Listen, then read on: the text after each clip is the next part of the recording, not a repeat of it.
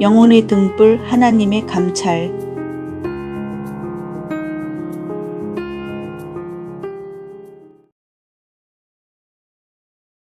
사람의 영혼은 여호와의 등불이라. 히브리어에서의 평행법은 히브리어의 시적 표현에서 서로 다른 단어의 구를 비교하고 그 의미를 강화하는 것으로 같은 이야기를 다른 단어로 반복하는 방법입니다. 잠언 20장 27절에서 여호와의 등불과 사람의 영혼은 평행법입니다. 그 말은 이 두 개는 다른 것 같지만 본질로는 같다는 것입니다.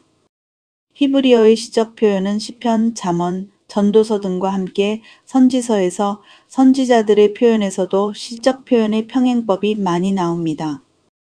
평행법은 히브리어의 시에서 사용되는 중요한 기법입니다.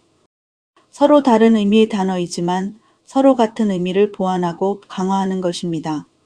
그래서 여기 잠언의 이 말씀은 사람의 영혼이라고 해석한 영혼이라는 단어로 해석되어서는 이해할 수 없기 때문에 영혼이라고 말한 네사마라는 원어의 의미를 찾아야 합니다.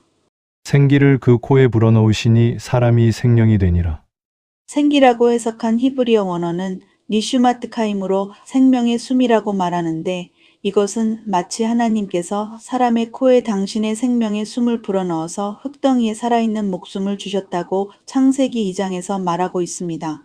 사람의 영혼은 여호와의 등불이라. 사람의 깊은 속을 살피느니라. 잠언 20장 27절에서 영혼이라고 해석한 네사마는 창세기 2장 7절에서 나온 숨을 말합니다. 창세기에서 하나님께서 사람의 코에 불어넣어 주신 니슈마트카임은 생명의 숨입니다.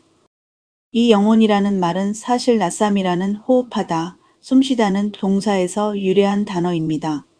하나님께서는 사람을 지으시고 숨을 불어넣어 주셨습니다. 그래서 숨을 쉬고 살아있는 것은 창조주이신 하나님께서 그 숨을 주관하시기 때문입니다. 이는 마치 사람이 숨을 쉴 때마다 그 숨을 따라 하나님의 등불이 들어와서 콜카드레이 바텐, 즉 모든 뱃속의 방들을 사사치 코페스, 즉 살피신다는 것입니다. 성경은 우리 뱃속에는 많은 방들이 있다고 말하고 있습니다. 우리는 이 뱃속의 방들에 들어있는 우리의 생각을 알 수도 없고 또 알더라도 그 생각을 숨겨놓기도 합니다. 그러나 우리가 하나님께서 불어넣어 주신 숨을 들이쉴 때 하나님의 등불이 들어와서 그의 빛으로 그 뱃속의 방들을 비추시고 그 속을 모두 훑어보시고 다시 우리가 숨을 내쉴 때 나가시는데 우리가 어떻게 그 하나님을 속일 수 있을까요? 절대로 그럴 수 없다는 것을 히브리어 원어가 마치 생생한 영상과 같은 표현으로 그려내고 있습니다.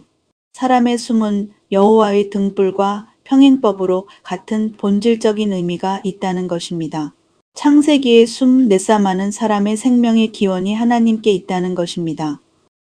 그것은 하나님께서 사람을 지으시고 불어넣으신 생명의 호흡을 의미합니다. 그 숨결은 단순한 호흡이 아닌 하나님의 생명력이 담긴 숨입니다. 또 이것은 사람에게 주신 특별한 생명입니다. 그 생명의 숨은 하나님의 선물이며 인간 존재의 핵심입니다. 하나님의 등불은 사람의 깊은 속, 즉 뱃속을 비추어 살피는 역할을 합니다.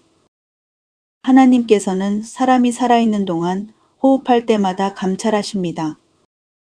그래서 우리의 겉모습뿐 아니라 속마음까지 아신다는 것을 구체적인 표현으로 성경이 말하는 것입니다. 사람은 다른 사람의 속마음을 완벽하게 이해할 수 없습니다. 우리에게는 하나님의 등불과 같이 사람의 속을 볼 수 있는 그런 등불이 없기 때문입니다.